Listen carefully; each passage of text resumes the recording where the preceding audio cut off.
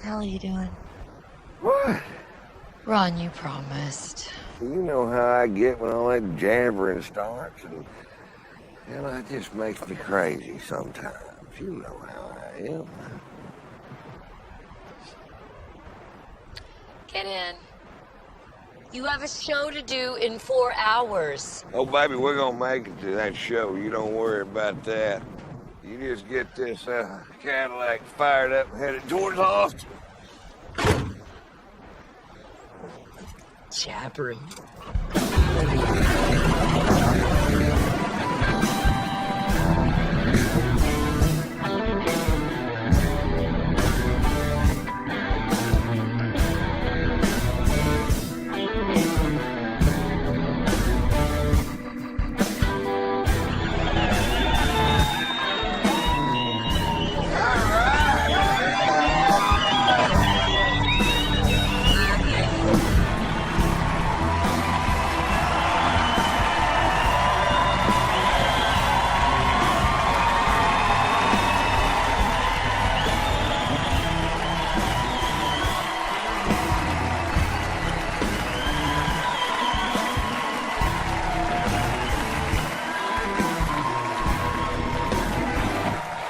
Austin, Texas, how the hell are you?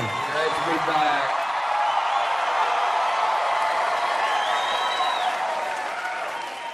Oh, man, it's so great to be back in Austin, Texas, man. I just have so much fun when I'm here. I see so many friends. Thanks for coming out.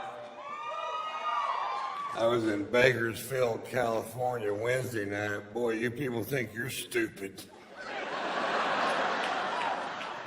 Last time I was in Austin was the first time I've ever blatantly been offered a three-way. And I turned it down because it was one of those deals where it was two dudes and me.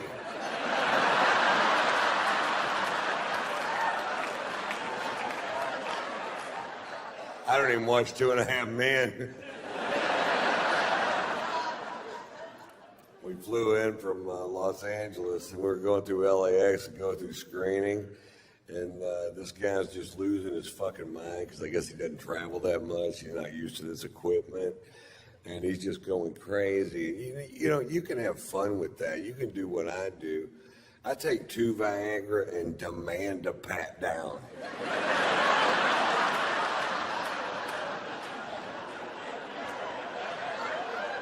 What's that in your pants, Mr. White? I have no idea. You're gonna need to pat that down. Pat it back up again. Give it a couple twists, see if it's hooked to anything.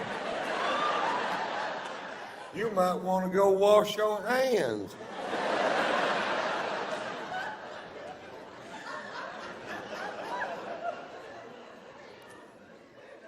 I started this tour this summer in Las Vegas, and while I was in Vegas, I broke this tooth off at the gum line in an alcohol swimming pool related incident.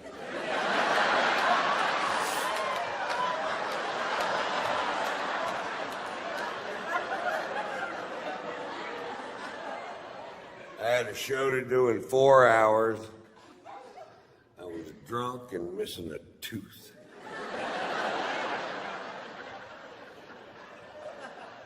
It looked a little unprofessional. Not to me, but to the fine folks at the Mirage, you goddamn sure did. I told him, I said, you got to get a dentist to patch this up. I will not go on stage looking like this, because this tooth doesn't look that big until it's gone. They found an all-night dental school. This dentist is 14 years old. He hooks me up to the gas, and I don't feel anything. I'm like, dude, you need to turn this gas up. And he goes, there are regulations of the state of Nevada, stating which Code 1, Section 4. Fuck. And I asked him, I said, where'd you go to college? He goes, Brigham Young. Fuck, dude, turn it up to Catholic. Never let a Mormon set your buzz level. Never. Don't do it. And I'll tell you why. They don't understand fucked up the way you and I do. They don't. They're guessing and they're shitty guessers.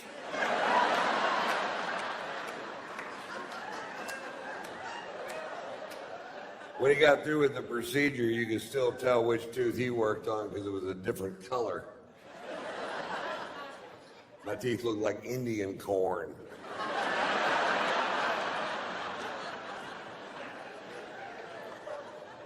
I had to go to my dentist who's pitching veneers for my teeth because he says I'm doing widescreen, high definition television. Which is nobody's friend, man. Every actor I know in Hollywood would rather have low definition, narrow screen TV so they look thin and fuzzy instead of clearly fat. I would like to see my dick on a widescreen TV. That way I can quit looking at it through my reading glasses.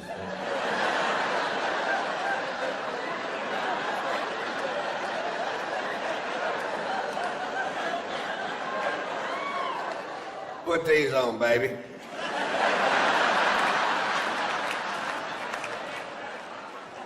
It looks bigger than feet.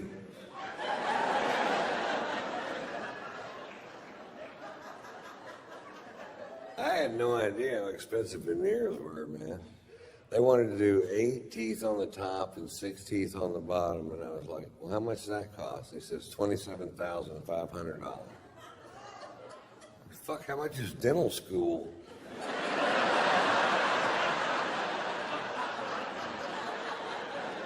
I'll teach my mother how to do it. You're going back to college, Mom. I never went to college. Well, this be fun for you then. It was a weird week. And I knew it was going to be a weird week because it started off weird. I was going to go to Vegas a day early to do some media, and I wanted to see the show called Love. It's also at the Mirage, Beatles Cirque du Soleil show. Fantastic fucking show. And so I was talking to my wife and I live in Atlanta and Hollywood, and we were out in California. And I said, I'm leaving today at 3:30 to go to Las Vegas, and I have an airplane that you guys bought me. I like it a lot. Half the Fortune 500 companies in America have let go of their private jets. Not Ron White Inc. I'm flying that son of a bitch straight into bankruptcy.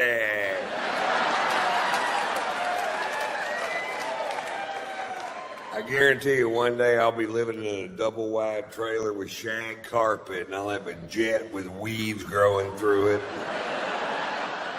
I'll be in the front seat going, push me around some.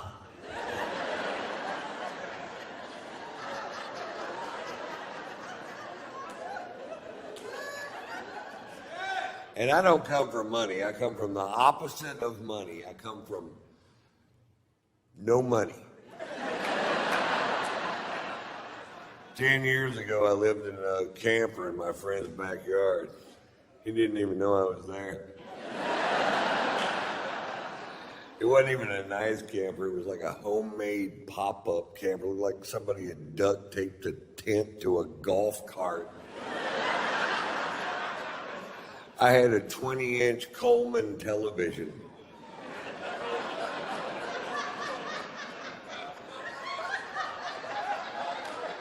I had to pump it up during commercials. You couldn't watch porn on it because nobody's that coordinated.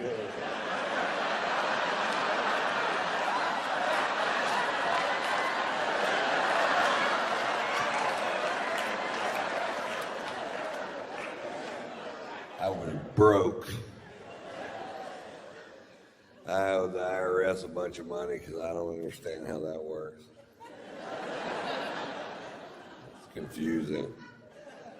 When I started doing stand-up, they said that made me an independent contractor, and they said I needed to start filing my taxes quarterly, which I thought meant every 25 years.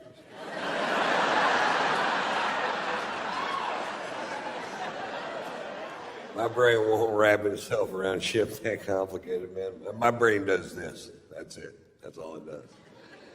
I have attention deficit disorder. I have learning disabilities. I don't have a high school diploma. I'm smart, but you can't prove it on paper. I do have a GED, and if you don't know what GED stands for, you probably got one too.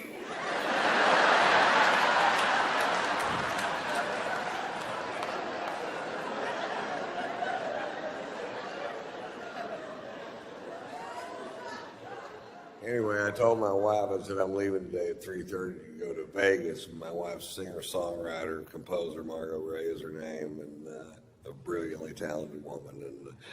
And she says, well, I'm working with a guitar player in the studio till 5 o'clock. You can't wait till 5:30 so I can fly with you. And I said, can you be there at 5:30? And she said, yes, which I knew was a lie, because she's the biggest liar I've met in my life. When it comes to how long it's going to take her to get somewhere, I hear her on the phone all the time just lying through her teeth. We're 2 exits away. Traffic's really heavy. We should be there in 15 minutes. I'm like, you're in the fucking bathtub. We wouldn't be there in 15 minutes if we were where you said we were.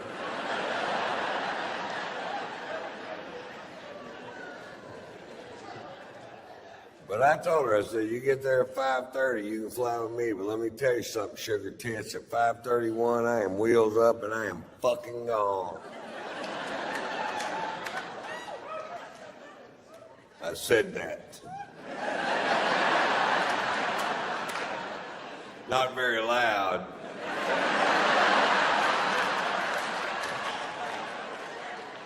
But I said it. 5:31 gets there. Is she there? No. Do I leave? No. 6:01 gets there. Is she there? No. Do I leave? No. Why? Because this dick won't suck itself. That's why. It won't. I've asked it to many, many times. In fact, the other day, I sat my dick down, I looked him straight in the eye, and I said, listen, I know I've drug you into some pretty muddy shit in the last 35 years. I need you to get past that, learn how to suck yourself so I can grow a spine and get on with my goddamn life.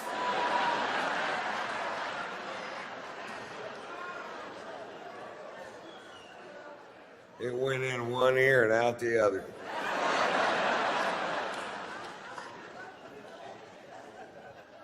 My dick has ears. It has an eye, and it has 2 ears, and a double chin. Mr. Potato Dick. The cutest thing you ever saw. I got little outfits to put on them. One of them's a raincoat. Not a condom, a raincoat. A little yellow slicker with that hat. And looks like that fish and chips dude. It's the exact same size as the one on the box.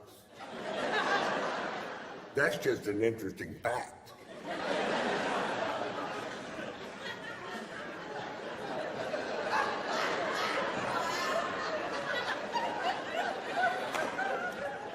What is it, Ron? An interesting fact.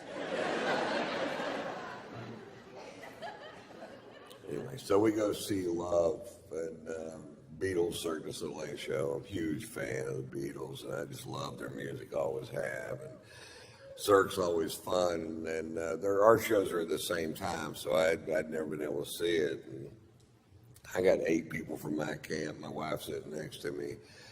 We have great seats because I work for the Mirage, and everything's perfect except right behind me, these 2 chicks are just jabbering. Not about the show, just jabbering. Just jabber, jabber, can't shut up. Jabber, jabber, won't shut up. Jabber, fucking jabber, jabber. The kind of chicks that can talk around a blowjob. Well, I told him all day, if you don't fix that goddamn screen door, I'm gonna come out this time. I'm gonna hurt some fucking people. If I come on one more time, that baby got a shitty diaper wrapped around his ass. I'm gonna I'm gonna go to the swap meet and get a dress to wear to Arby's on Sunday. And I turned around and looked. I noticed her husband worked with him. I figured they're at a gun show trying to find a way out of this fucking thing.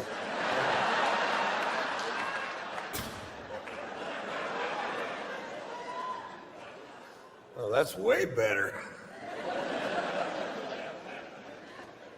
I hear the guy sitting next to him go, hey, could you hold it down? My family's trying to watch the show. And she goes, fuck you, we paid our money. We'll do whatever the hell we want.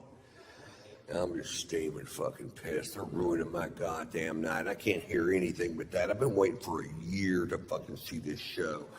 And I turned around and very politely,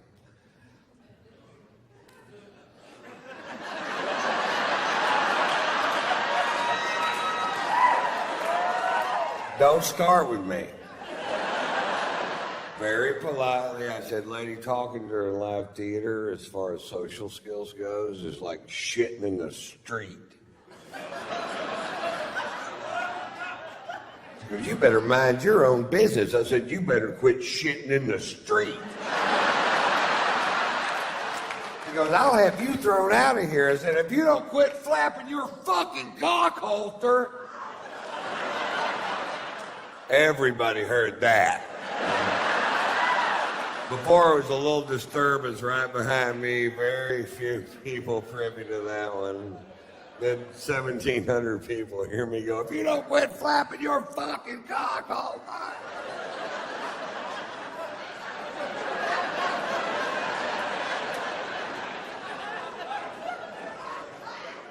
This is all at a show called Love, by the way.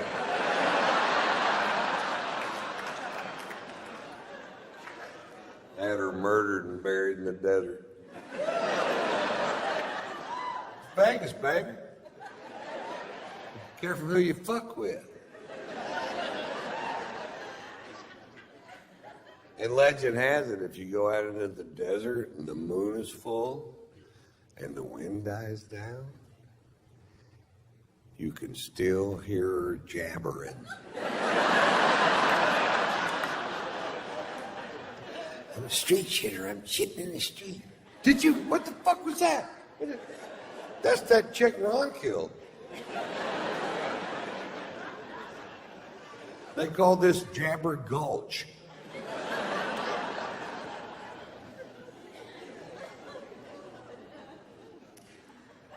My favorite thing about playing Vegas is I get to play this golf course called Shadow Creek, which is one of the most exclusive golf courses in the world. I worked for them 3 years, didn't even know it existed because they knew if I found out it existed that I'd pester the fuck out of them until they put it in my contract, which is exactly what happened. It's amazing. This golf course is just fucking so tricked out. The first time I walked through the gates, I was like, nobody's stopping me. It's where all the pros play when they're in Vegas. And I was out there this summer, and Tiger Woods was out there just dicking around.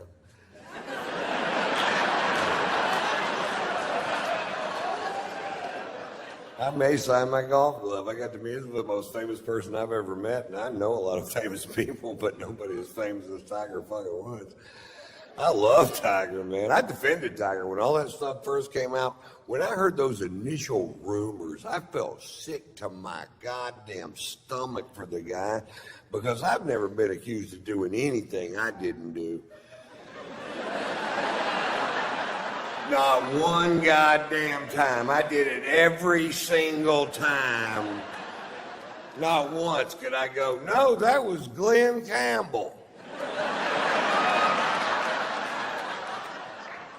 Hey, a lot of things smell like strippers.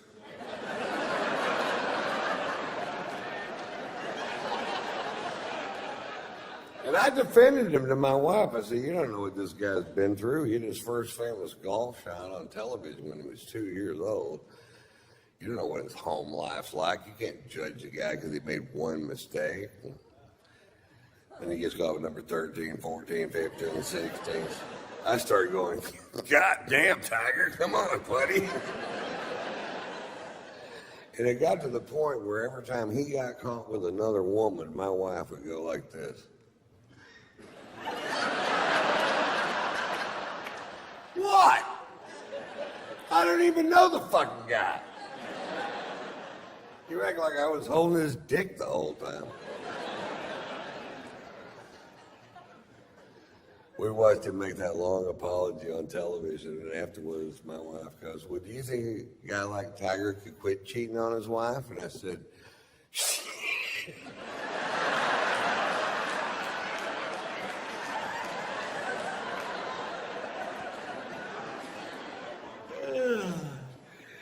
you bet. What you know is bullshit, because you know as well as I do, if a guy likes Strange, getting him to quit wanting Strange is like getting a dog that likes to kill chickens to quit killing chickens. They don't even know what you're talking about. You gotta quit killing chickens. All right, let me see if I got this straight.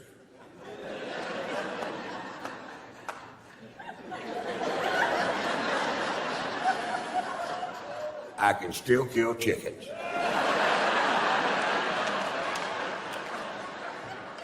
No, you can't kill chickens anymore. All right? Let's say I'm in a hotel room with a chicken.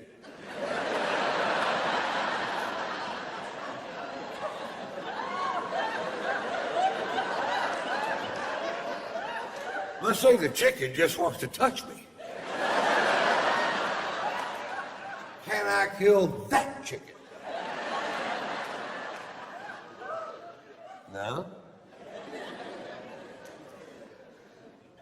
My wife told me all women want the same thing. They want to marry somebody who will never have sex with anybody else, no matter what. And I said, well, then maybe you should consider marrying somebody that nobody else wants to fuck. If it means that much to you, don't marry the most famous golfer in the world. Marry the most famous Frisbee golfer in the world. Ain't no line to fuck that dude.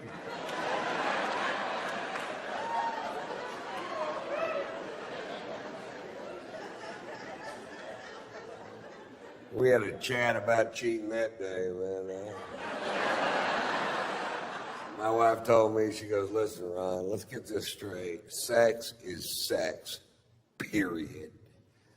I said, no, now, wait a minute. Oral sex is not the same as intercourse. She goes, it's the exact same thing. I said, it's not the same price.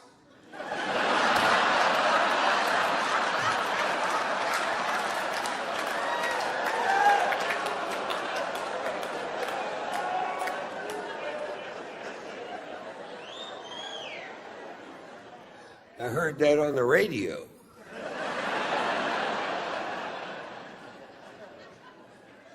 It all comes down to opportunity, man. Some guys are put into a position where they have to say no to beautiful women, and that is hard to do. And some guys are never put in that position, and that's way fucking easier. I see these big 350-pound guys all the time going, I have never cheated on my wife. I'm like, I bet that was tough. Tiger doesn't get any credit for all that pussy you turned down, and that's the number you're looking for right there. My wife's best friend, her husband cheated on her, and my wife hates Tiger's guts. And I'm like, well, what about that guy? You don't hate that guy? She goes, he did it one time. I said, he had one chance. This guy had sex with 100% of the women he possibly could his entire goddamn life. Tiger was 18 for 82,000. That takes a little goddamn discipline right there. If 82,000 women want to have sex with you and you only fuck 18 of them, that's love. He was in love with that woman. She broke his tiny tiger heart.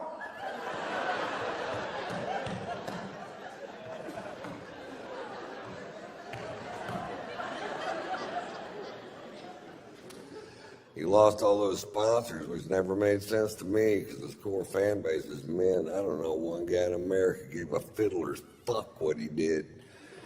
I guarantee you, not one guy in America went, really? Tiger got some straight pussy?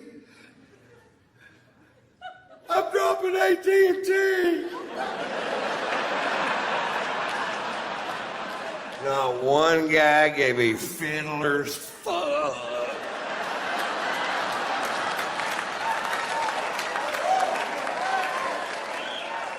Now, when they were around their wives, they'd act like they gave a fiddler's fuck, get all foghorn, leghorn. Why, I can't believe a man would commit such transgressions towards his wife. I say, how's his relationship with the Lord? I'd like to know.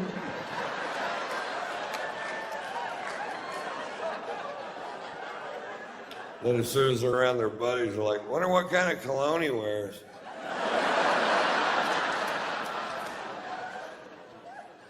I want to smell just like that dude, man. He lost so many sponsors, I'm thinking about bringing him over to Ron White Inc. And not because we need a new face for the company. I'd just love to have somebody around the house to fade the heat when I fuck up. Ron White, you are the most selfish prick I have ever met in my life. Tiger, get in here. You tell her what you did.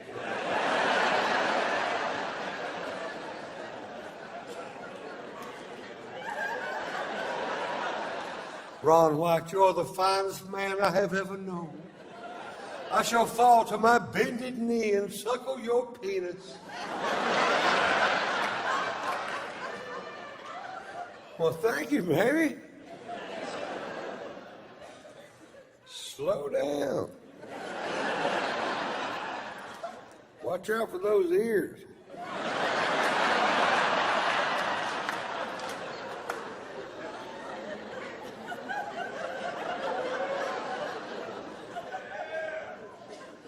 My New Year's resolution this year was to lose some weight and try to get in better shape.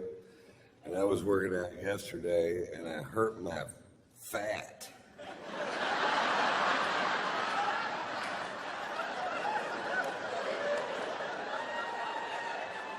I sprained my fat roll.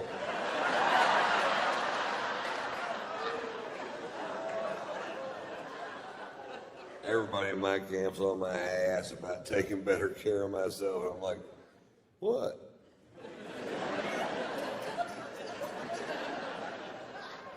My wife bought me a bicycle thinking I might ride it. It's for sale. It's a good deal, too. It's like new. It's got 750 yards on it.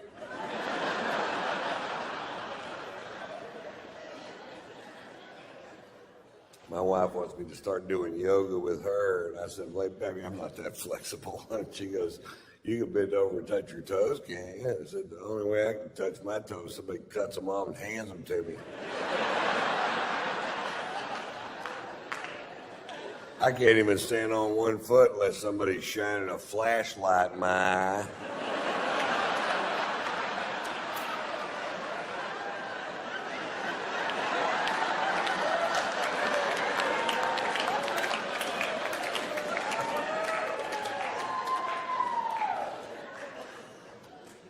I thought this was funny. We were at my wife's yoga school the other day, and They have a vegan restaurant there, and my wife goes, "Why don't we eat here? We've never eaten here." And I said, "Fine, let's eat here, because this dick won't suck itself."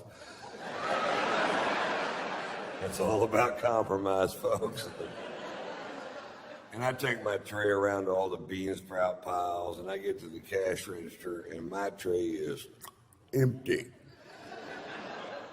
And the purple dreadlocked kid that runs the cash register goes, "Mr. White, aren't you going to have something for lunch?" And I said, "There's just nothing here that I eat." He picks up a piece of carrot cake wrapped in cellophane, and he hands it to me. He goes, "Try this. It's vegetarian."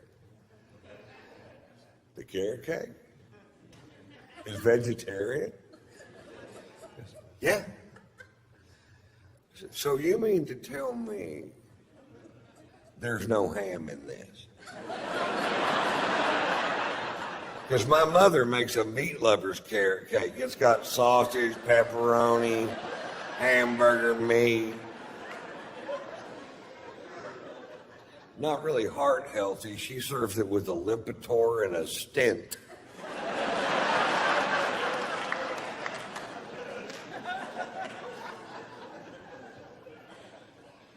They have Snuggies now for dogs, and I love dogs, but if I ever see a dog wearing a Snuggie, I'm going to kill it.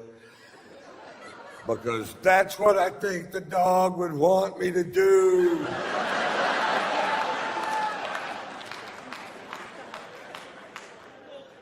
I think if all dogs go to heaven, Michael Vick's going to be a little nervous if he makes the cut.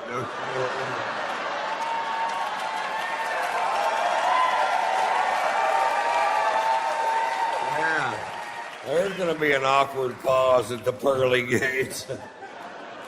Really? They're all here? Yeah, it seems like they're waiting on you, too, man. I'm going to slip off to hell. Tell Bin Laden I said, "Fuck you." We got Bin Laden, man. It took 10 years. It wasn't exactly a calf rope. He was in that house for 6 years with 5 wives. I would have shot my fucking self. I'd have had my head out the window screaming at drones, going, "I'm over here!"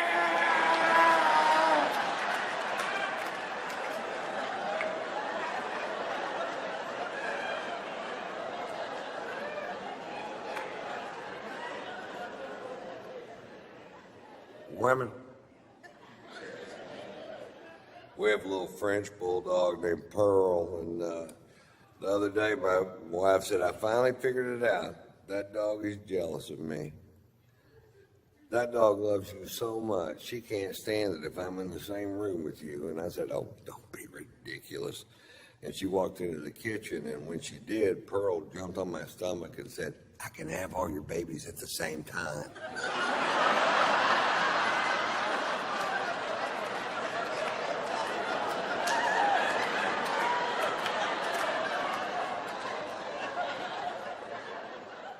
She's coming back. Act like nothing's going on. Nothing is going on. I didn't know whether to buy more of that weed or never smoke it again.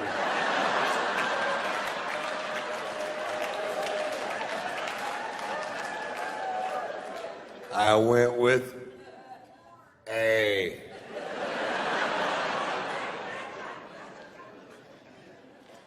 I got busted with weed in Florida last year. Less than a gram of weed. And they took my happy ass to jail. I've been partying in Florida for years. I didn't even know they had laws. Looked to me like everybody just run amok down there. And I'll run amok with you. I will run the fuck out of amok with you.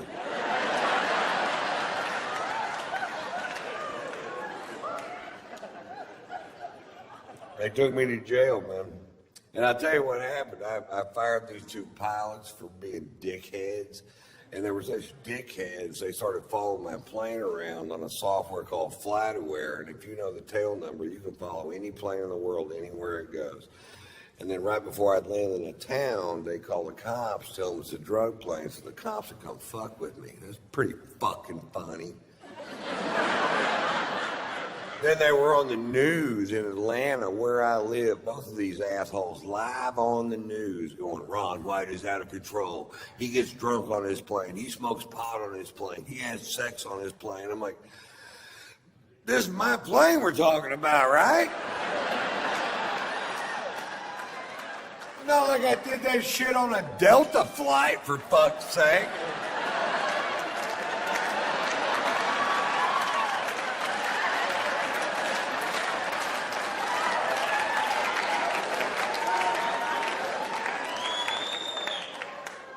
No, my phone's off.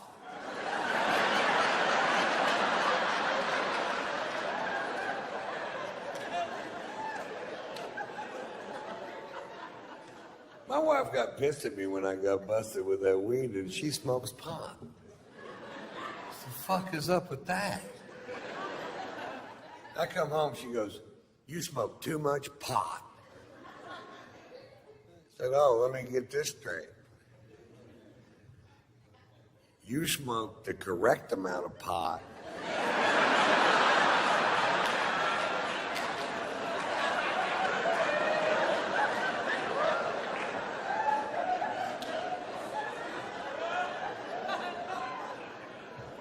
You ever smoke so much pot your wife starts to make sense? Me either.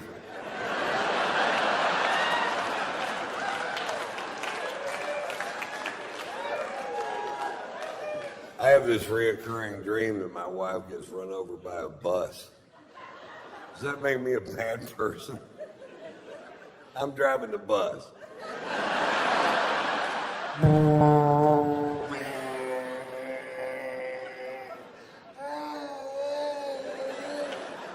Bleep, bleep, bleep, bleep. Bleep, bleep, bleep, bleep. Bleep, bleep, bleep, bleep. She's had enough.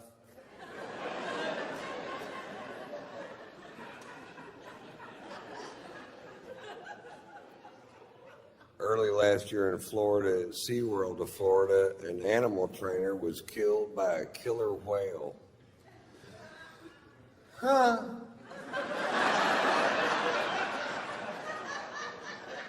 Turns out there's a reason they didn't name them ocean ponies.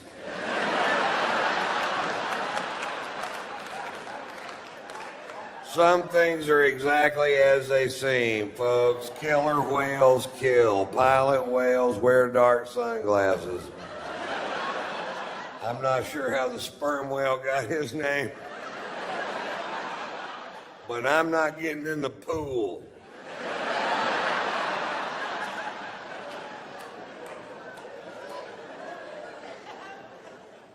That whale got his job back. They put that whale back in the show. Now, when I first saw it on the internet, I mean, this will be world news. It wasn't even news at all. They put the whale back. This whale killed 3 people. This is a serial killer whale. And he got his job back? If that would have happened at SeaWorld of Texas, that whale would have gone straight to the fucking electric pool.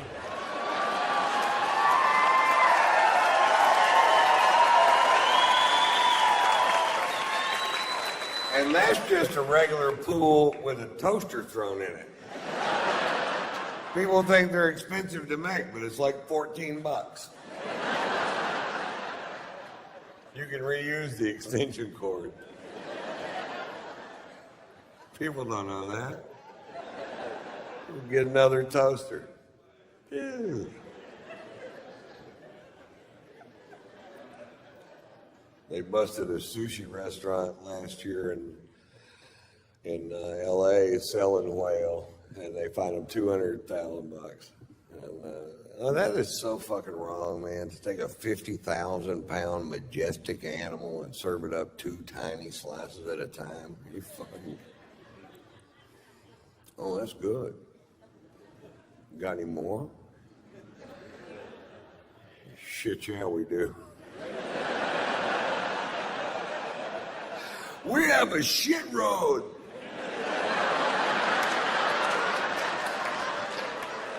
We make a big commitment.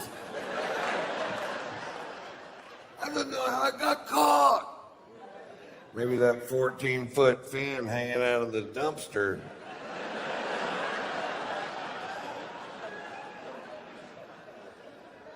I should have closed the red.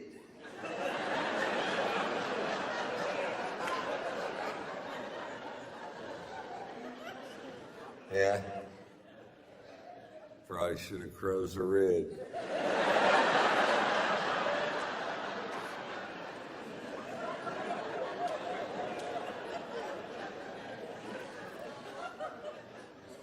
I live in Atlanta half the year, and last summer in Atlanta, an idiot teenager was decapitated at a major amusement park in Atlanta on a very famous roller coaster. And now what I thought happened was he was on the ride, stood up, got his head cut off. That's not what happened. What happened was, while he was on the ride, his hat flew off. And when he got off the ride, he climbed over 2 fences and went through 2 gates, telling him not to retrieve this hat, which it turns out he didn't really need after all.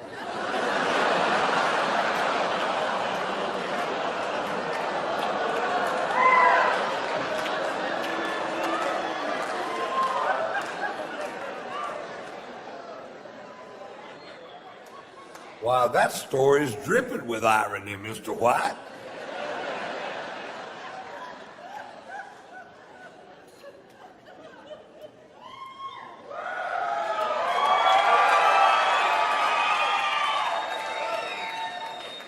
The part of the show where I prove my job is better than yours. Cheers, you guys are fantastic. Thank you so much for coming out on Saturday.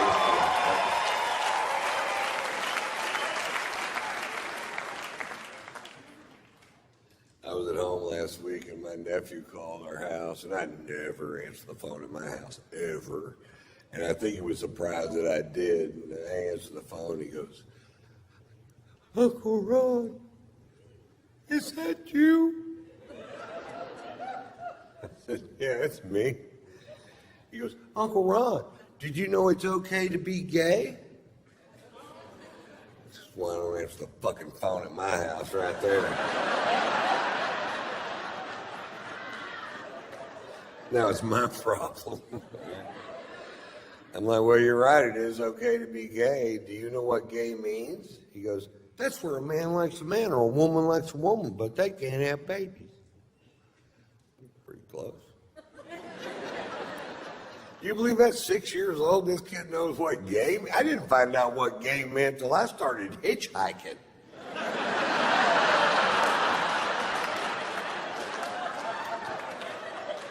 I wrote a book, 7 Silly Secrets Truckers Just Don't Want You to Know.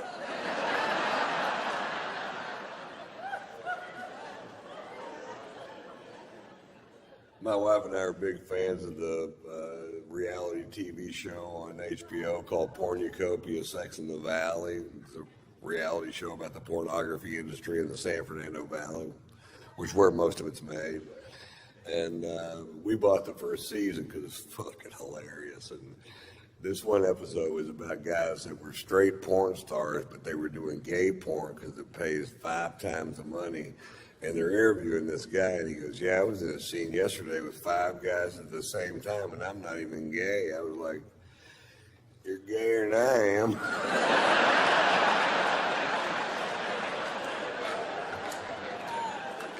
If you can even think of what to do with 5 dicks at the same time, you're way fucking gayer than I am.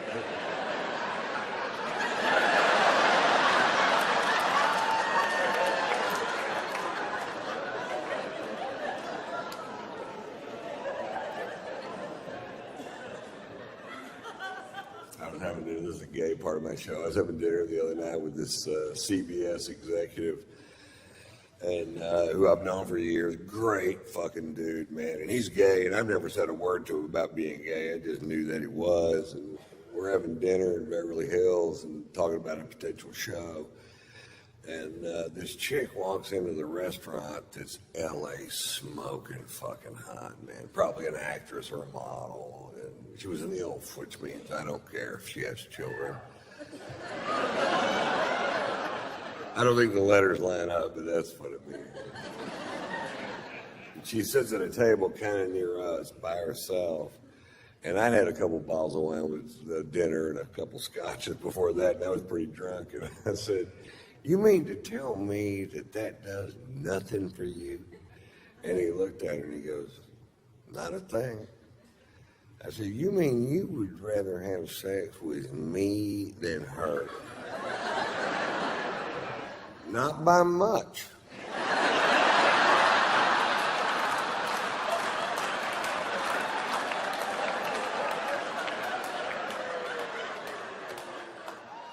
"What if I lost some weight?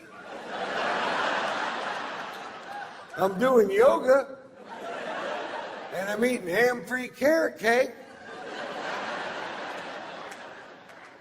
My dick has ears."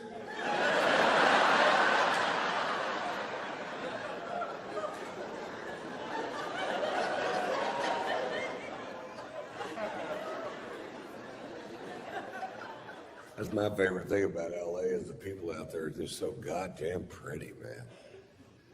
I'll tell you how it happened. Back in the 20s, they started making movies out there. And when they did, all these beautiful people from all over America flocked the fuck out there to be in the movies.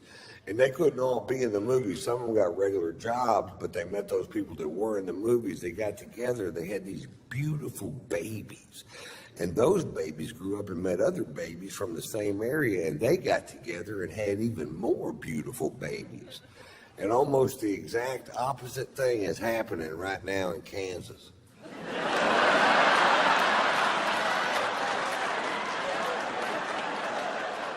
Kansas is full of ugly quitters. Have you ever been there? It's true. Those people that live on the fucking West Coast, their forefathers got on the Oregon Trail and fought hardships you and I can't even dream of, with starvation and weather and crossing the Rocky Mountains. Not those people in Kansas. Their forefathers got on the Oregon Trail, St. Louis, Missouri. They got to Kansas, said, "Fuck it, I'm staying here, and I'm gonna fuck that fat girl right over there." We had a baby. It looks like a potato. And that potato grew up and met another potato from the same town. And abracadabra, Topeka.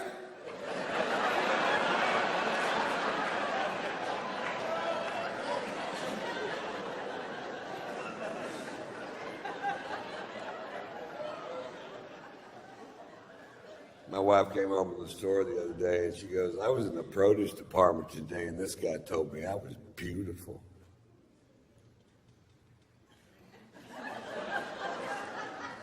"Well, baby, he's right. You are beautiful." "Yeah, but he said it." "Well, I'm saying it now. You're beautiful." "Yeah, but he said it." "Really? You ever overdraw his checking account?" "You ever drive his brand new Mercedes straight through the fuck garage door? That ever happened to that guy?"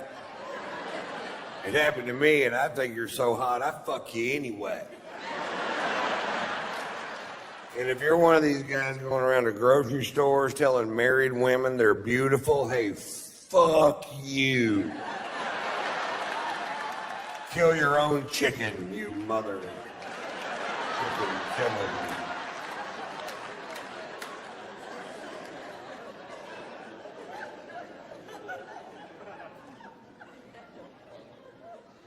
My wife's best friend has an autistic child named Lewis. Lewis is 12 years old, and he's the sweetest child I have ever known. I've known him since he was 6, and we were at their house Labor Day, and Lewis informed me that he was going to run the 40-yard dash for the Special Olympics at Gwinnett High School near where I live in Atlanta, and he asked me if I'd come hoot for him.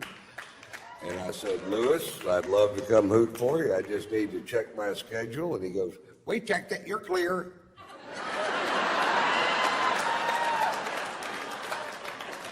"Well, then I'm your man, Lewis." And I got to admit, I was dreading it, and then I ended up having fun. I thought it was going to be sad. That's why I was dreading it. It's a celebration, is what it is. People are tailgating. They're not painting their faces and bellies blue, but they're cooking sausages, getting hammered, betting on these races. Make no mistake about it, they are betting on these races. And it's not easy to handicap a race. You got 17 special needs kids in 6 lanes. You don't know what the fuck's gonna happen when they fire that starting pistol. They could scatter, stop, drop, and roll. We saw it all that day. They're not drug testing these kids.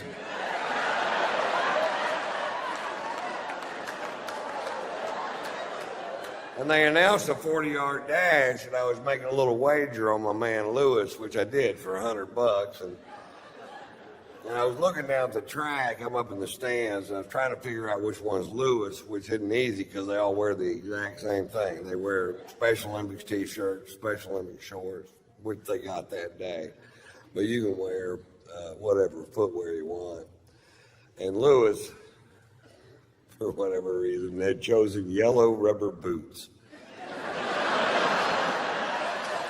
Which didn't make sense at first, and then it started raining. Fuck, if this thing goes off-road,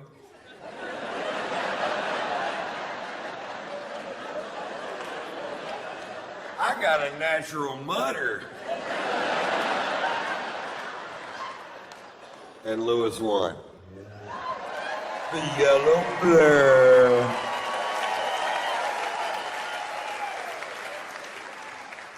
That's what I call him now, the yellow blur. He loves that nickname. His mother called me the other day. She goes, "Would you please call Lewis the yellow blur? Put him on the phone. You're the yellow blur."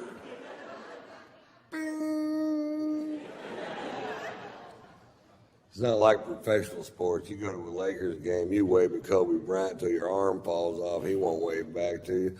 Lewis waved back to you in the middle of a fucking race. He doesn't give a shit. Lewis is fan friendly. Lewis will stop and sign an autograph. The yellow blur.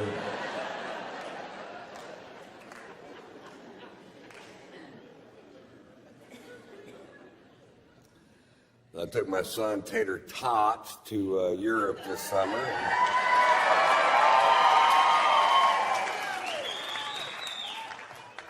My son is 21 years old now. He's in college, getting his master's in entertainment business. He's a great kid, man. I'm so proud of him. He's smart. He's funny.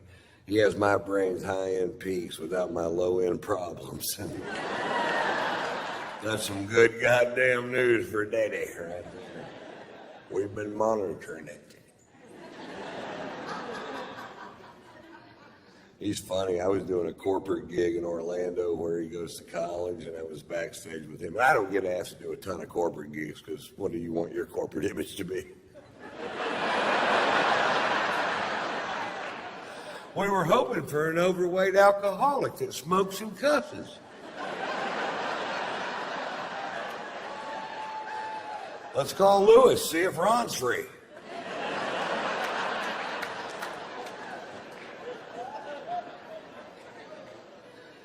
Anyway, I'm backstage in the green room with my son, and I wear wild socks. And because I do, people give me bizarre socks for whatever reason. And I'm backstage with my son. I'm putting on these weird socks, and Marshall goes, "Dad, those socks are gay." I said, "Chicks dig these socks." He goes, "Chicks wear those socks."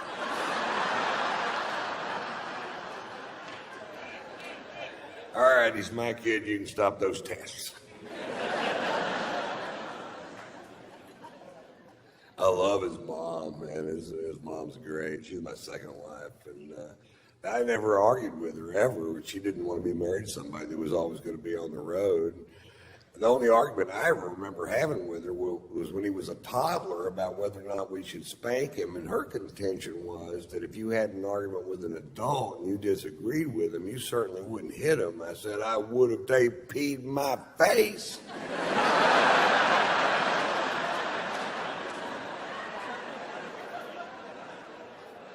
I'm not kidding, pee in my face. See what the fuck happened.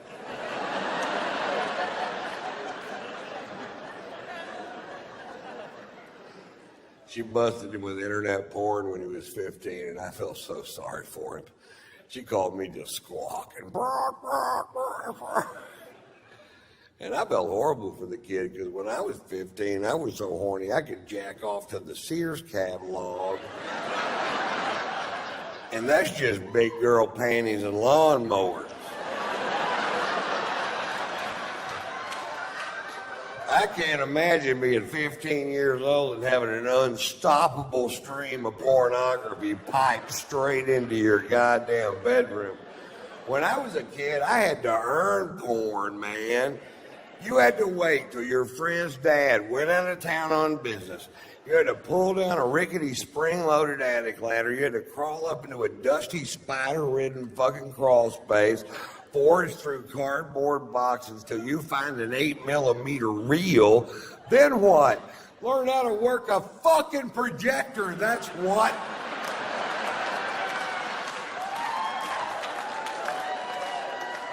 And after all that, you got silent, bushy porn. And if there was a soundtrack, it was always so fucked up you couldn't understand it. You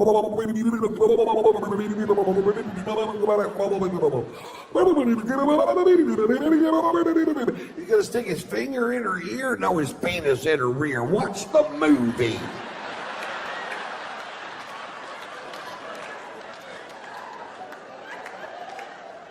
We had one friend that was 2 years younger than us, and he went, "She put it in her mouth."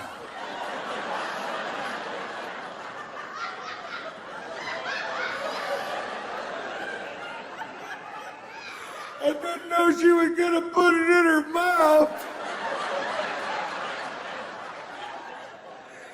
She gonna need to brush her teeth.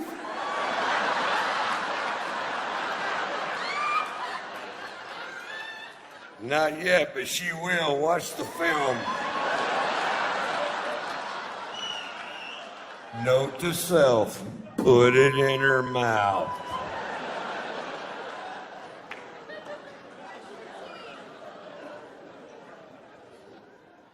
So Lori told me, she goes, that's my ex-wife's name is, she goes, you're gonna need to talk to your son about sex, it's time. And I said, well, you're right, it is.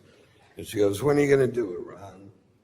I said, he's going to be at the house this weekend, so I'll talk to him then. And I said, okay, fine. I said, Marcia, turn off television.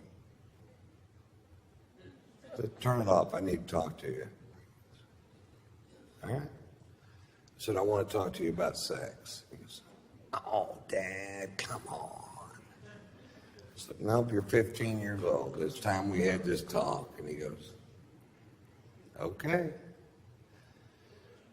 I said, the clitoris is as sensitive as an eyeball.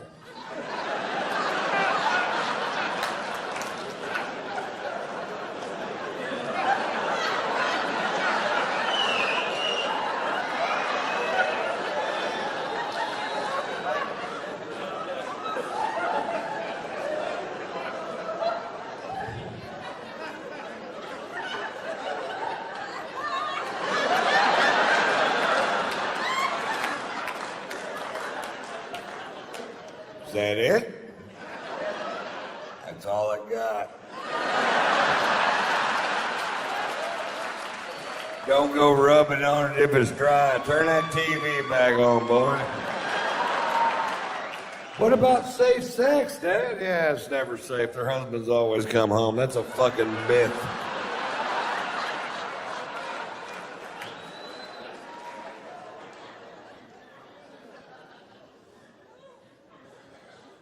He's so smart, man. I just can't believe how smart kids are today.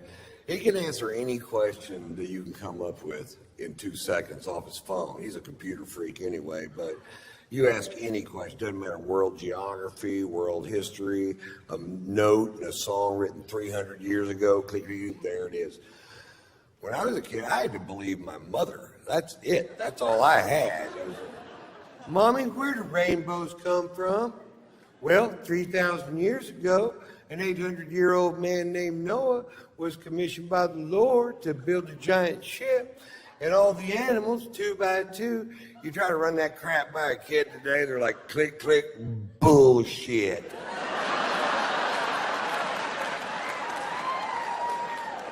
Click, click, porn. People fucking on my phone.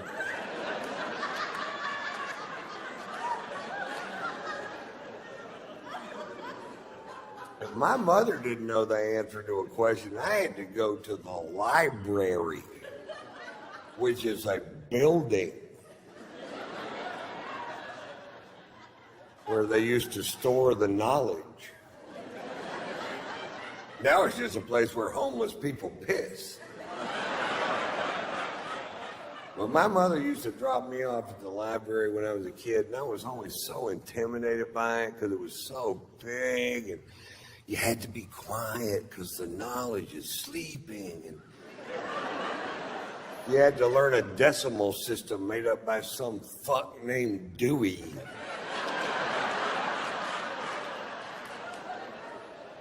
Then you had to peruse 100,000 square foot building with volumes of knowledge from floor to ceiling, ceiling to floor. You had to cross-reference Dewey's bullshit with the author's name and the card catalog. And you finally get to the place where the knowledge that you seek is supposed to be, and it might not fucking be there. Where's the knowledge that I seek? Yeah, somebody else has got it. When are they going to bring it back? They keep it for a month for a nickel. How am I supposed to learn what I need to know? You ask your mother? My mother doesn't know how to work a projector.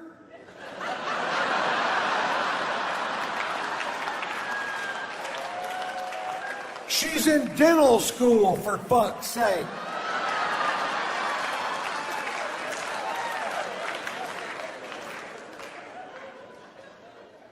Don't try to do the math on that bit. It'll just fuck you up. The guy actually stopped my show a few weeks ago, and he goes, well, now, wait a minute. Now, if this summer you were back in Las Vegas, and that's when you broke your tooth, and that's when your mother went to dental school, and now you're 7 years old, you're saying your mother's already dead. I'm like, what, dude, really? You had no problem with Pearl jumping on my stomach and saying she could have all my babies at the same time. But the math on this one joke has got you so fucked up, you just have to talk. Yeah.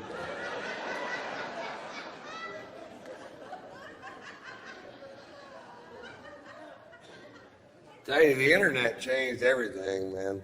It certainly changed the way people don't buy music, you know. The record industry is on its ear, man, because what they manufacture became easier to steal than it is to buy. And that's just a fact of nature these days, and they'll figure it out. But I used to sell millions of comedy albums, and now it's hard to sell them because it's just so easy to fucking rip it off, you know, just click, click, out of my IRA into your fucking pod. When I was a kid, you had to get a ride to Sears, which is a building. You had to find the record department on your own. Then you had to cram a 12-inch by 12-inch album down your shorts. Then you had to SpongeBob SquarePants it with Led Zeppelin 2 crammed down your fucking pants, hoping nobody was gonna catch your ass. That's stealing music.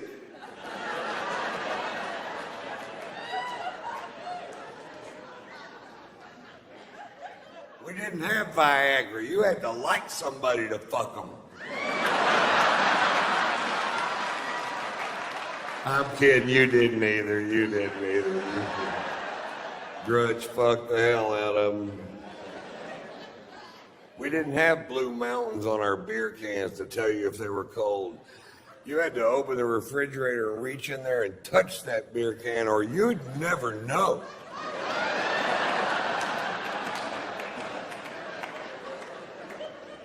But somebody somewhere went, well, if we only had some sort of thermostat on each individual can, like the mountains changing color to see the optimum drinking temperature. Thank you, Rocky Mountain. Even though your beer tastes like ass.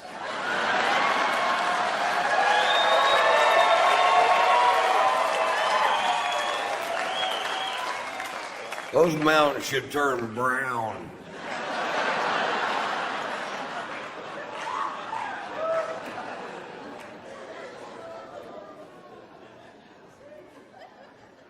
So I tour, that's what I do. I go from city to city to city to city. I've done it for 27 years. I've been coming to Austin all 27 of those years, from the Velveeta Room to the Laugh Stop to the Capital City Comedy Club to the Paramount, to the Paramount, to the Paramount, to the Paramount. That's my favorite room in the whole wide fucking world, man.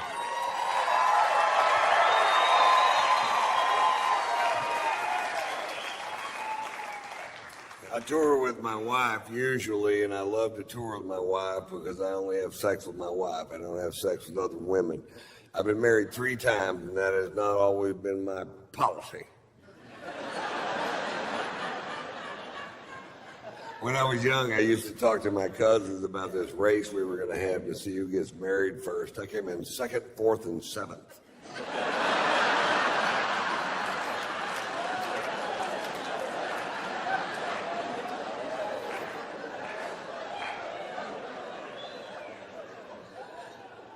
I feel like my wife misled me a little bit when we first got together, because when we first got together, she was all about, you know what, I don't ever want to have children. I'm just one of those women that never felt the urge to give birth. And I don't like real diamonds. I don't like them because of that blood diamond thing. You know what I like to do? Suck dick and cook. I like to suck dick. And I like to cook. In fact, when I'm not cooking, I'm sucking dick. And when I'm not sucking dick, I am cooking. In fact, if there was a way I could suck your dick while I was cooking, if we got a stool and you stood on it, and I could blow you while I'm scrambling some eggs, wearing fake jewelry, not having a baby, all at the same time.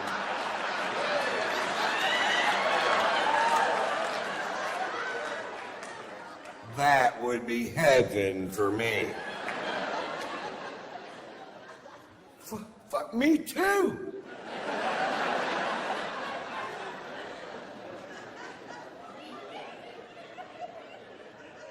Cut to 5 years later, she's on the phone with China trying to adopt a baby. She got a diamond on her finger, looks like a solar fucking heating unit. I'm jacking off eating a TV dinner.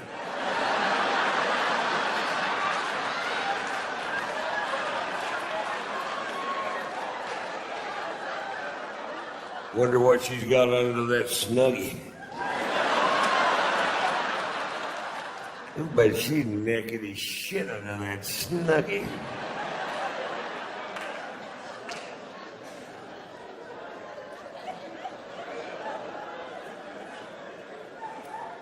We have a great sex life. You ever 69 someone so long you start to miss each other?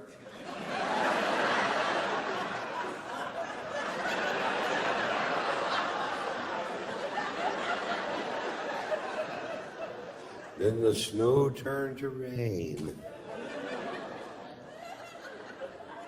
I love you. April, May. need some food. And we can both use a shave.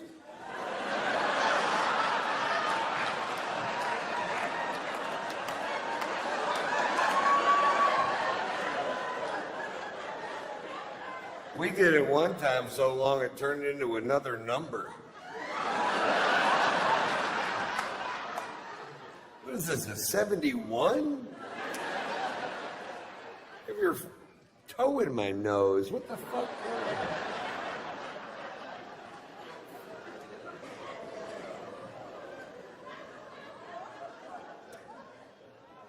My wife has a new move in the bedroom. My wife's new move in the bedroom is, look at me. Look at me. Open your eyes, Ron. Look at me. And that's a lot of pressure. It is, to look into the eyes of the woman you love while you're making love and look deep into her soul and still see another woman? What the fuck are you doing here? I thought you got hit by a bus.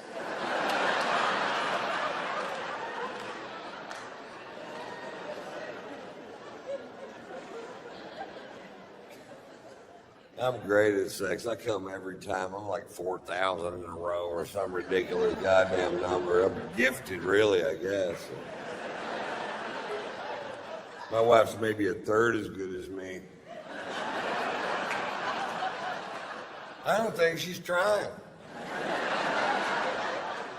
I asked her the other day, what's the fucking problem here, baby? She goes, well, for one thing, there's a fat, sweaty guy laying on top of me.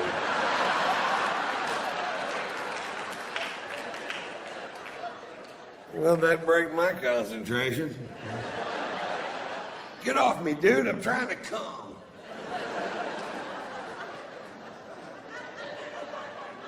That's not true. When I'm about to come, I have the focus of a Navy SEAL. I'm like... Afterwards, I lay there like a wounded manatee.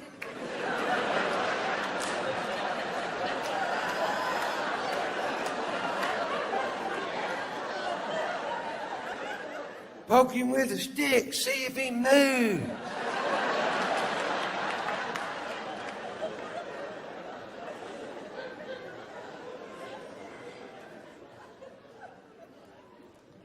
My wife gives the best head if you ever have a chance. First time my wife gave me a blowjob, my hands went numb. I'm like, I'm either having a stroke or this girl knows her way around a whiner. And I told her when she got finished, I said, that's the best damn blowjob I ever had in my life, by a lot.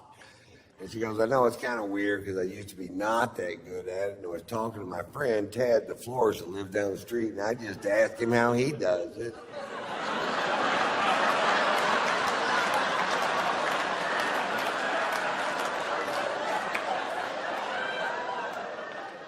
You suck my dick like Ted, the florist?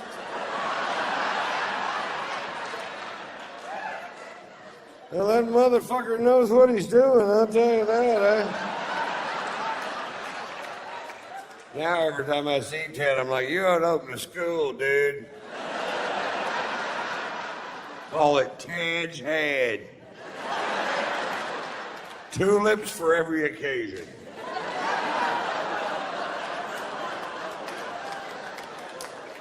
You could open a head and breakfast.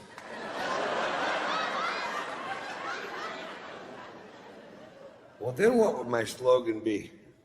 Food. It's the only thing that doesn't suck.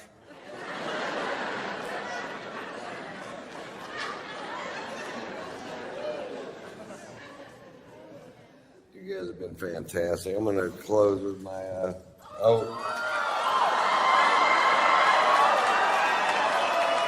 So nobody's watching the dogs, I guess.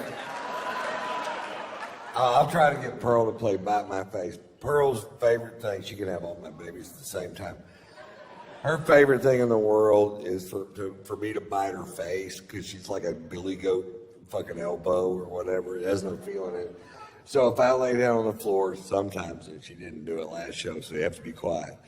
If I tell her to bite my face, she'll run and jump up and land her mouth right on my face, so I'll bite it. So, shh. Let's try it. Pearl, you want me to bite my face? Who wants to bite it? Who wants to bite it?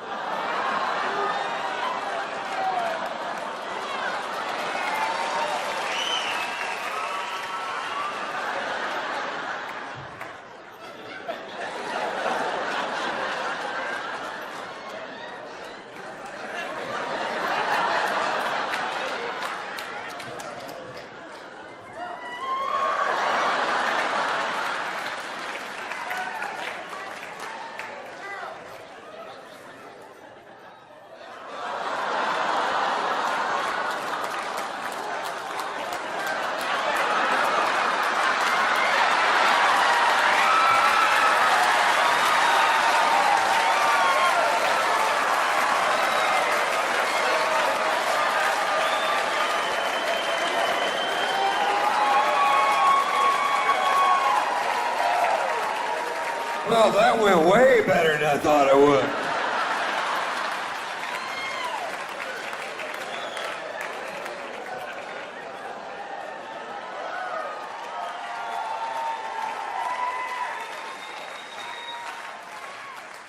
Now I'm gonna close the show this evening with my Dr. Phil story.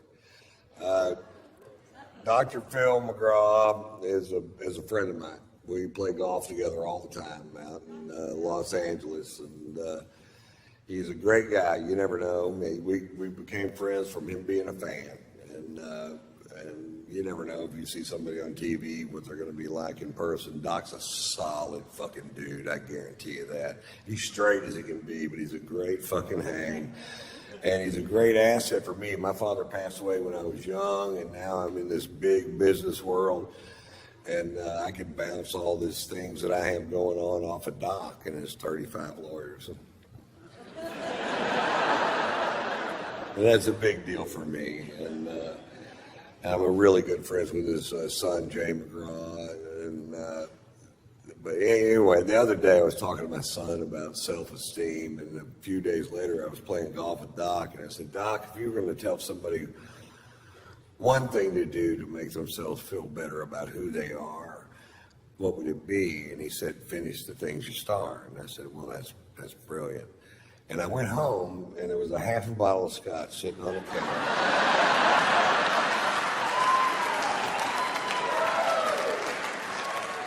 I think I know what he's getting at. That's not my Dr. Phil story. Here's my Dr. Phil story. Every year, Doc and his family rent a yacht for 12 days in the Mediterranean, and that's their vacation. And it's the only way he can get away, because he is the most famous person in America. He's the most recognizable face, 6'4", bald, dome head, porn mustache. You can spot him from any fucking where. And because he seems so approachable on television, and he really is approachable, and he's a sweetheart of a dude, but people are always, anytime he goes out in public, they're just, oh, what about this? And that's fine at first, but eventually it will eat the skin off your fucking bones if you can't walk out of your house without somebody going, hey, my brother-in-law's all fucked up in the head, and I wonder if you could just sit out for just a second. Come back here, asshole! And that's exactly how it happens. I've seen it, and so that's what they do.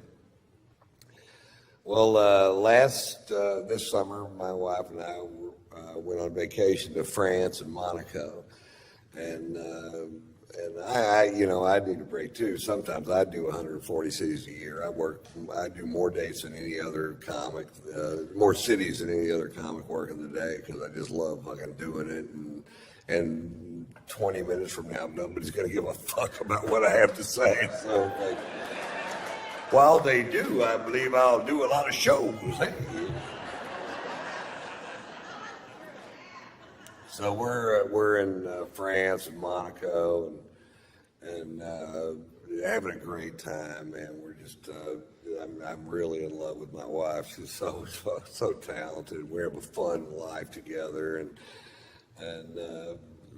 we're there. And then one day the phone rings, and it's Doc, and he goes, "Aren't you guys in Monaco?" And I said, "Yeah." He goes, "We're going to be in Monaco tomorrow. Why don't you come party on the yacht?" And I said, "Fuck yeah." Which is what you say if somebody says, "You want to come party on the yacht?" You go, "Fuck yeah." In fact, let's try it one time. You want to come party on the yacht? Fuck yeah. I don't have a yacht. So I was like, yeah, fuck, this is great, man. We're excited. We were down there. We were staying at the Fairmont Hotel overlooking the little yacht harbor in Monaco. Very cool place. And we were down there looking at the yachts the day before, going, wouldn't it be cool if you knew somebody that had one of these things? You could just hop on it and fucking throw the fuck down. And it's everybody's yacht, man. This is yacht heaven. This is Steve Wynn's yacht, Prince Albert of Monaco's yacht. This is that Russian dude with the tiny giraffes.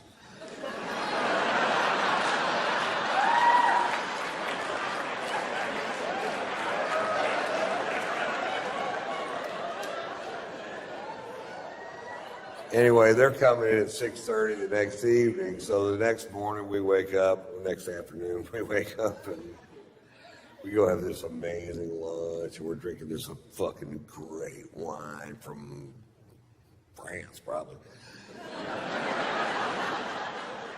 That'd be my guess if I had to guess, and I did have to guess. France. And we were just having a great day, sex, and just a fucking. And then we go down to the fucking harbor that evening at 6:30. Sure enough, Doc's backing in a 165-foot yacht. I'm not sure that's how they do it, but.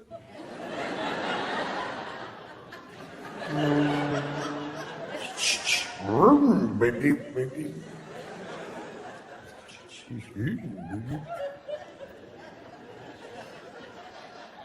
So the only way to get on the yacht is to walk on this gangplank to get on the yacht. And I'm walking on the gangplank going, nobody's stopping me.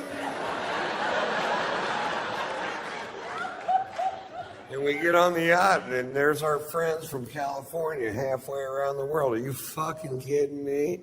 How much fun are we having? I'm hugging everybody. There's a bunch of people on the yacht. Anytime I'm hugging you and I'm in a strange place, what I'm really doing is looking over your shoulder trying to find a bar. That's why I'm turning you.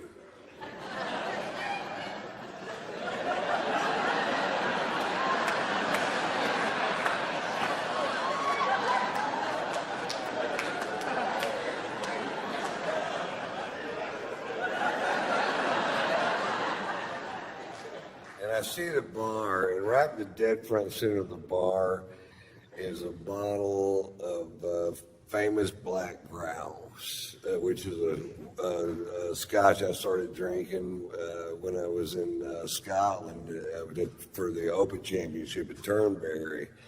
And you start looking at what the Scots drink, and that's what they drink, and I'm like, oh, fuck yes. And there they had a bottle of it on the fucking, it's kind of hard to find. And the bartender poured me a big old glass of whiskey, way bigger than this one. And I'm like, I'm in such a great mood. It tasted better than I ever tasted any fucking scotch ever. I'm like, oh, good Lord. What is that? That tastes like butter, honey, aged in Lindsay Lohan's pussy.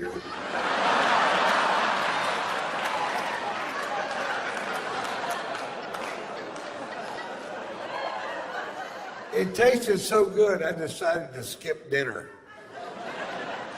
and just have a couple more of them. I'm going to scare me up another one of these. How about one more? All right. I hadn't had a drink since lunch. I was fucking thirsty. I was going at it, you know. And Doc noticed I was really drinking hard. And he goes, boy, you're really drinking tonight, Ron. I said, yeah, Doc, some nights it just tastes like spring water. He goes, why don't you just drink spring water, Ron?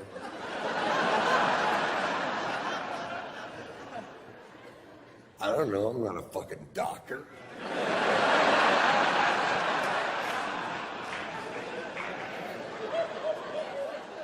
So this is going on for fucking hours. Now they really love Margot.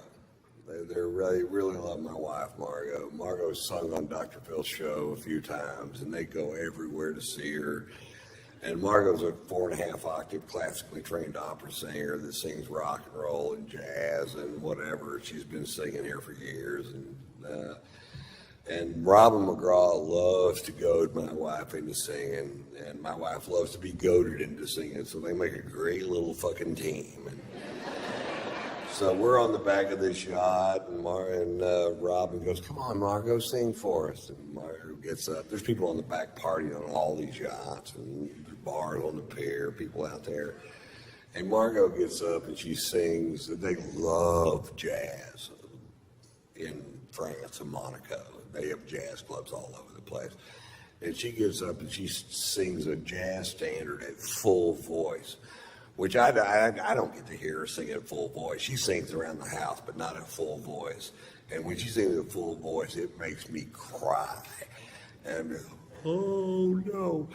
And she finishes the first song at full voice, and people stand up on the back of all these yachts and start cheering. They go, yeah! And I'm like, oh, how cool is this, man? They really dig jazz. I forgot how much they dig jazz. She gets up, sings another song, fucking screaming. And then people are gathering up around the back of the boat. And by song 4, there's 400 people behind the boat listening to her sing. You could hear a pin drop, just like this, pin drop. And she's just killing it. And I have a little secret. I am fucking hammered, man. I am so drunk. I can't even believe it my fucking self how drunk I am. I'm like, Jesus Christ. Oh. And I'd get a drink and I'd take one little sip out of it and I'd talk to somebody and I'd look back and it's empty. I'm like, anybody else drinking out of this glass?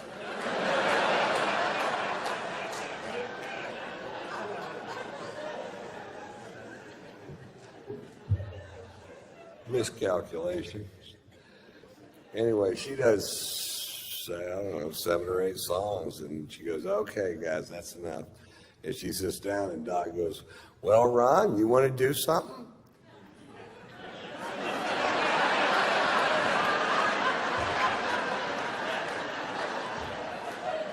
Now, I got to preface this with he's on vacation with his best friend and head lawyer and his wife, Mary Pat, and they're Baptists from Dallas. They're a little fucking stray. And they're about to find out my secret.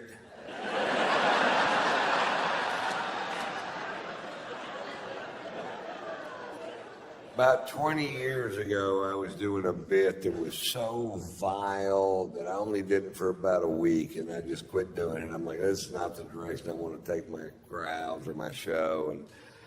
And I have no idea why I picked that night to dust her off and take her for a spin.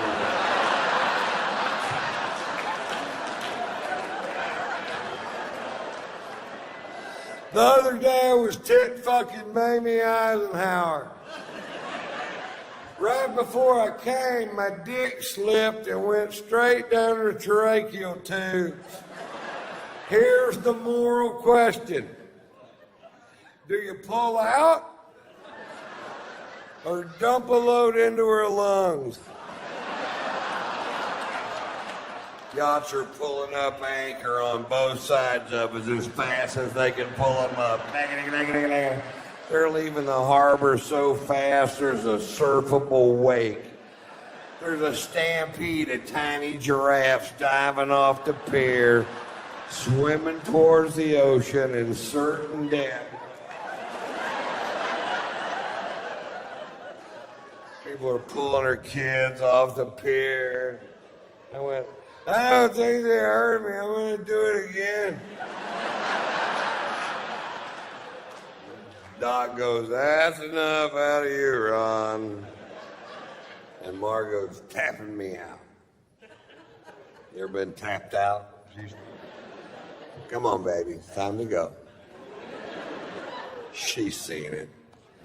Come on, honey. Let's just go back to the hotel. It's time for us to go. Come on, baby. Baby, let's just go back to the hotel. Come on, Ron.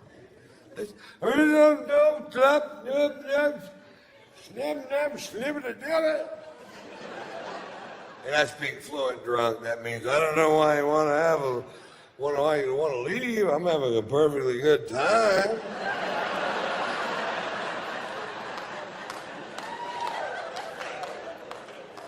Turns out there was a consensus.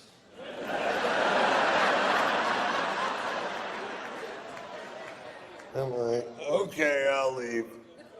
Now, the only way to get off the ship is to walk back off that gangplank, and at the end of the gangplank, there's an 18-inch drop-off, and my wife's in front of me, Margot's in front of me, and I get to the end of the gangplank. Doc goes, big step, Ron. I said, thanks, Doc, thinking I'd made a big step towards something. Fuck, I don't know. He's the big psychologist, not me.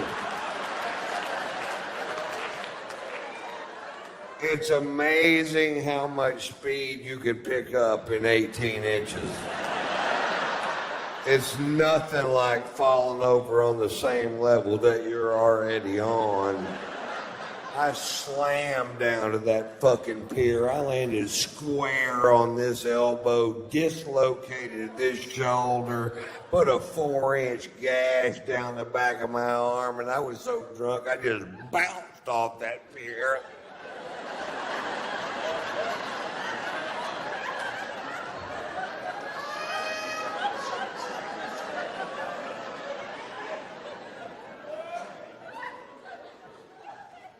Fade to black.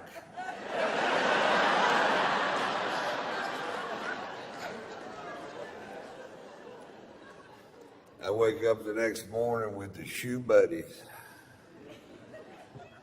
All I can do is lay there in bed and go,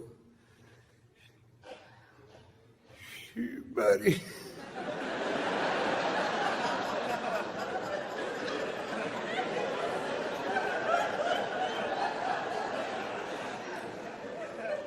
I can't move my shoulder. Shoot, buddy. My shirt stuck to my arm with blood and giraffe hair and whatever the fuck else you find on a pier.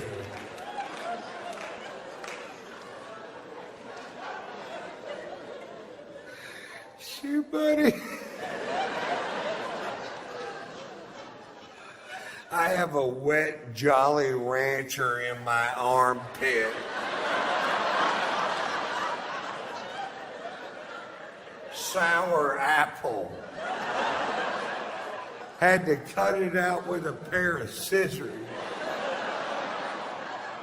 You almost can't eat them after that.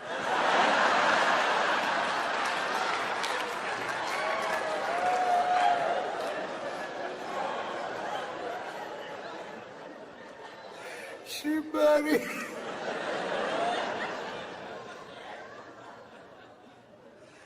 I slowly opened my aching fucking eyes.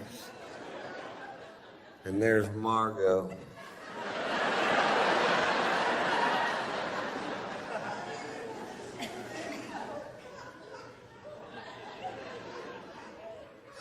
What happened?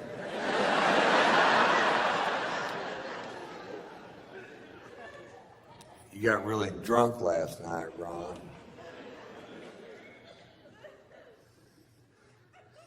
What'd I do?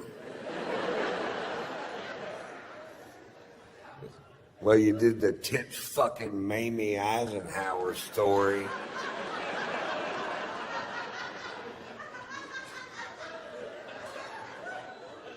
Did Mary Pat laugh?